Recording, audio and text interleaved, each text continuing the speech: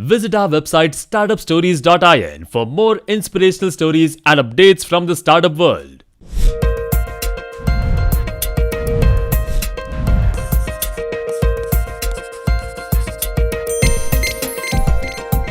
Startup Stories in association with Olook.in. If there is someone who epitomizes the late 20th century legend of the entrepreneur, then there is just one person. He is the one who started a small business out of a tiny space and grew it into one of the most powerful companies in the world, changing millions of lives and amassing a vast fortune in the process. He started his company way back in 1975 from the poker room at his Harvard dorm, and today his company is ranked under 30 in the Fortune 500 list, while he being the richest person alive on the planet today with a net worth of $86 billion. Today, we are going to talk about the rise and rise of the world's biggest technology company, Microsoft, and this is the success story of William Henry Bill Gates.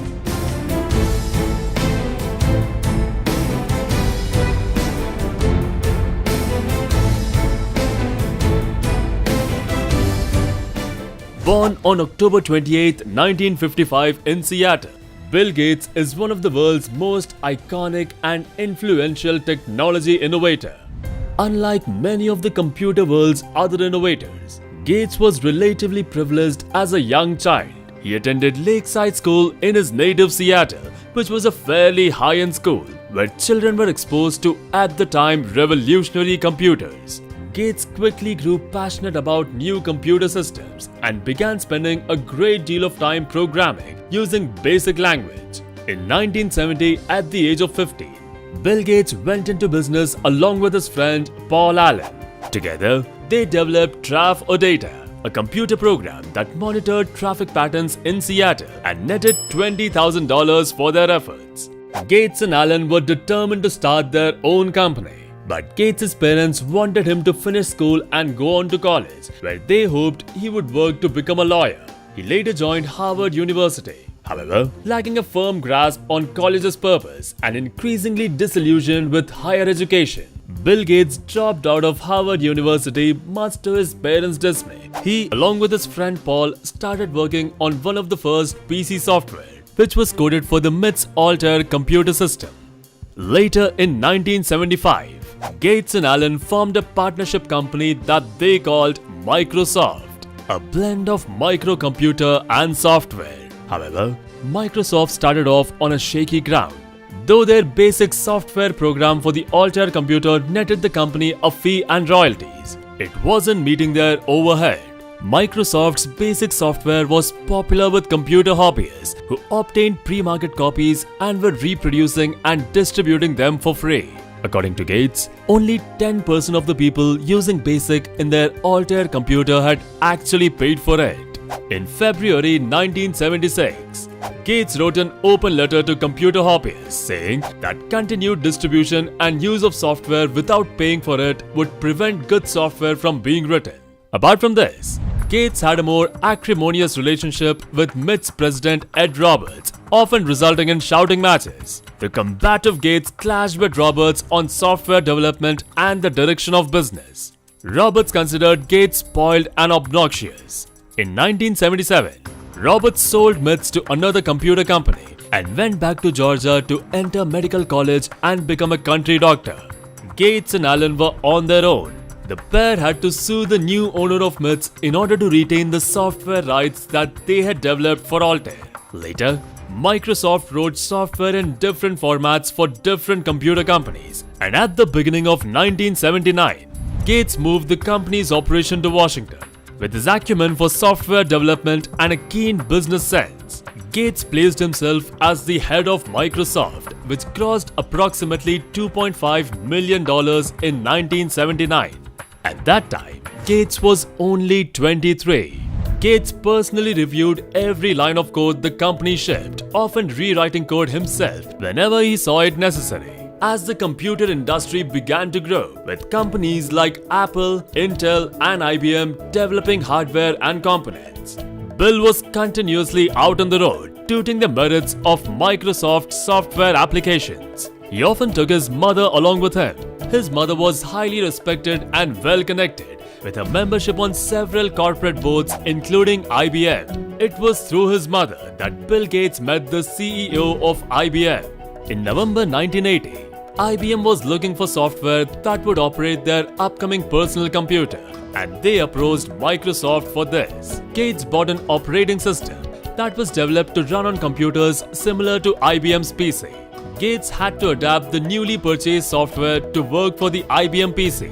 He delivered the software for a $50,000 fee, the same price that he had paid for the software in its original form.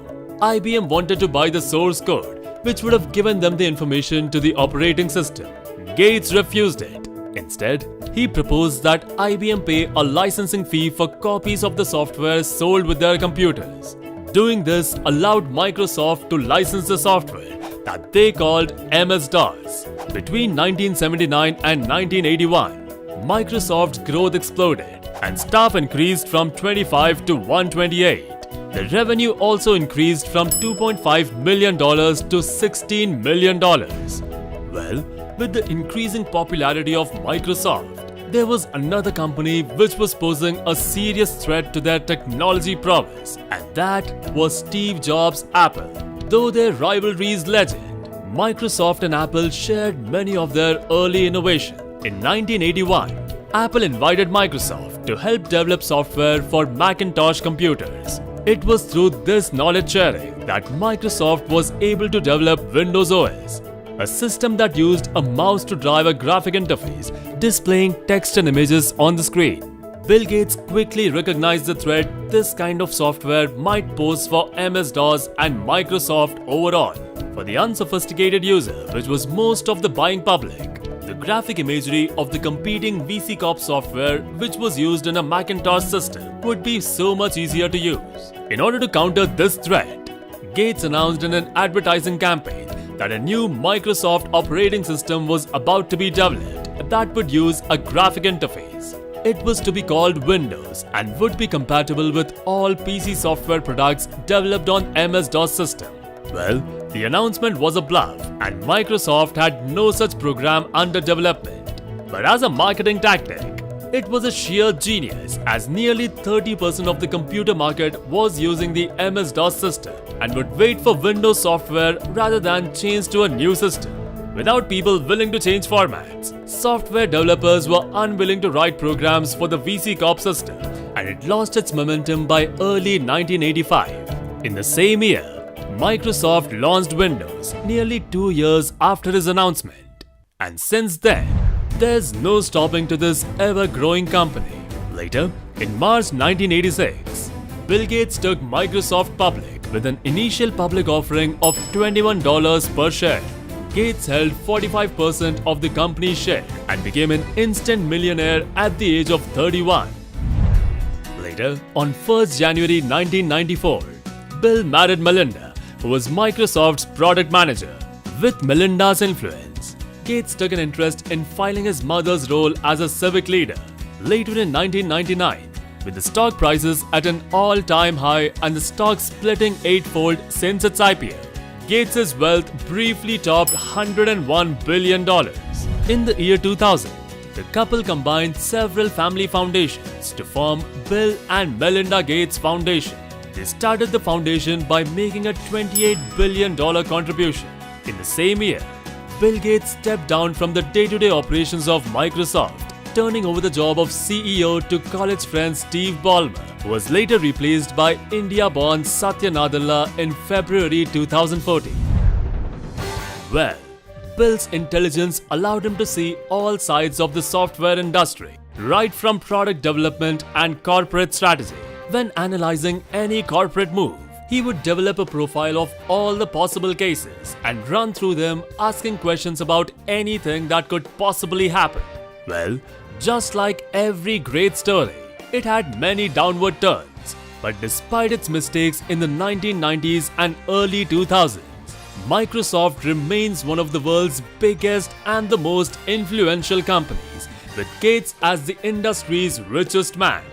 Bill Gates is a reminder to all people who focus, have an ambition and a long-term vision, which are essential for both cultural and financial success. Startup Stories salutes Bill Gates for his contribution to the world of technology, and we wish Microsoft remains as the top technology company for generations to come. Thank you so much everyone for suggesting us to bring the success story of Bill Gates and Microsoft. We hope you liked it. Do let us know whose story do you want to see next in the comment section below, and we'll soon have it uploaded on this channel. For more inspirational stories and updates from the startup world, visit our website startupstories.in. Till then, stay motivated.